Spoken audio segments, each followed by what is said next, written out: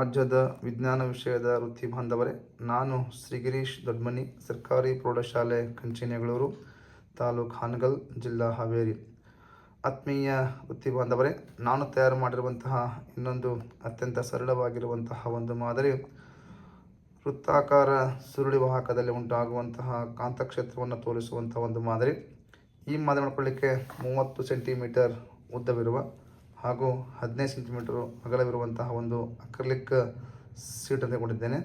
ಆ ಅಕ್ರಲಿಕ್ ಸೀಟಿಗೆ ಈ ರೀತಿಯಾಗಿ ವೃತ್ತಾಕಾರ ಸುರುಳಿಯಾಗಿ ಒಂದು ತಾಮ್ರದ ತಂತಿಯನ್ನು ಸುಮಾರು 20 ರಿಂದ 25 ಸುರುಳಿಗಳನ್ನು ಹಾಕ್ಕೊಂಡಿದ್ದೇನೆ.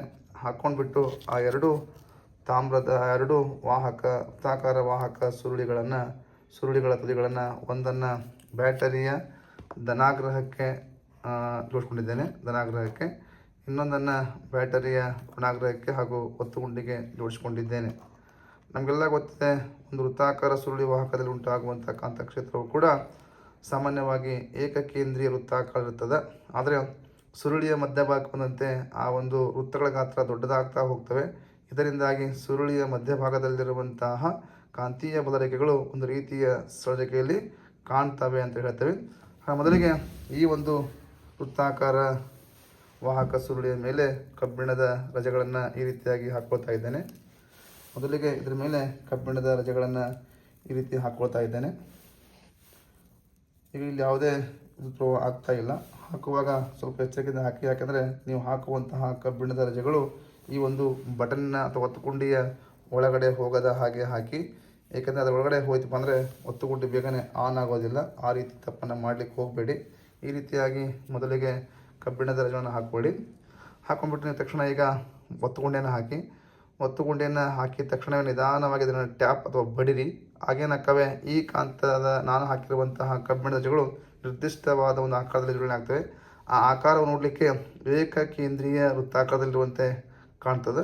ನೋಡಿ, ಈಗ ವೀಕ್ಷಣೆ ಮಾಡಿ ಹಾಕಿದ್ದೇನೆ. ಹಾಕಿಬಿಟ್ಟು ನಿಧಾನವಾಗಿ ಬಡಿತಾ ಇದ್ದೇನೆ. ಈ ರೀತಿ ಬಡಿದಾಗ ಏನಾಗಪ್ಪ ಅಂದ್ರೆ ಈ ಕಬ್ಬಿಣದ ರಜೆಗಳು ಒಂದು ನಿರ್ದಿಷ್ಟವಾದ ಏಕಕೇಂದ್ರೀಯ ವೃತ್ತಾಕಾರದಲ್ಲಿ ಜೋಡಣೆ ಆಗ್ತವೆ.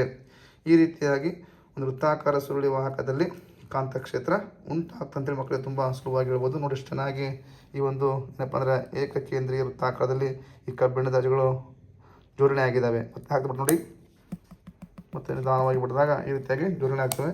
ಆದರೆ ಯಾವುದೇ ಕಾರಣಕ್ಕೂ ನಾವು ವಿದ್ಯುತ್ ಪ್ರವಾಹದ ಕಾಂತೀಯ ಪರಿಣಾಮಗಳ ಸಂಬಂಧಪಟ್ಟಂತಹ ಪ್ರಯೋಗವನ್ನು ಮಾಡುವಾಗ ದಯವಿಟ್ಟು ಎಷ್ಟು ಸಾಧ್ಯವೋ ಅಷ್ಟು ಬೇಗನೆ ಒತ್ತುಗುಂಡಿಯನ್ನು ಆಫ್ ಮಾಡಿ. ತುಂಬ ಒತ್ತುಗುಂಡಿಯನ್ನು ಆನ್ ಮಾಡಿದಾಗ ಇಲ್ಲಿ ಉಷ್ಣ ಉತ್ಪತ್ತಿ ಆಗಿಬಿಟ್ಟು ನಿಮ್ಮ ಸರ್ಕ್ಯೂಟು ಸುಟ್ಟು ಹೋಗುವ ಸಂಭವ ಇರ್ತದೆ.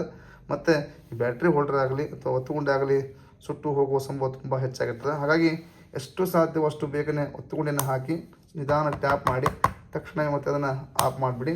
ಈ ರೀತಿ ನಾವು ಬಳಕೆ ಮಾಡಿದ್ರೆ ಈ ಒಂದು ಮಾದರಿ ಬೇಗನೆ ಹಾಳಾಗೋದಿಲ್ಲ. ಇಂತಹ ವಿಡಿಯೋ ನಿಮಗೆ ಇಷ್ಟವಾಗಿದ್ದಲ್ಲಿ ಲೈಕ್ ಮಾಡಿ, ಶೇರ್ ಮಾಡಿ, ಹಾಗೂ ನನ್ನ ಸೈನ್ಸ್ ಎಕ್ಸ್ಪರ್ಟ್ ಬೈ ಗಿರೀಶ್ ಅನ್ನುವಂಥ ಚಾನಲ್ಗೆ ತಾವೆಲ್ಲರೂ ತಪ್ಪದೆ ಸಬ್ಸ್ಕ್ರೈಬರ್ ಆಗಿ. ಒಂದು ವೇಳೆ ಈ ರೀತಿಯ ಮಾದರಿಗಳು ನಿಮಗೆ ಅವಶ್ಯವಿದ್ದಲ್ಲಿ ನನ್ನನ್ನು ಸಂಪರ್ಕಿಸಿ. ನನ್ನ ಮೊಬೈಲ್ ಸಂಖ್ಯೆ 9538939558 ಆಗಿದೆ. Thank you one and all.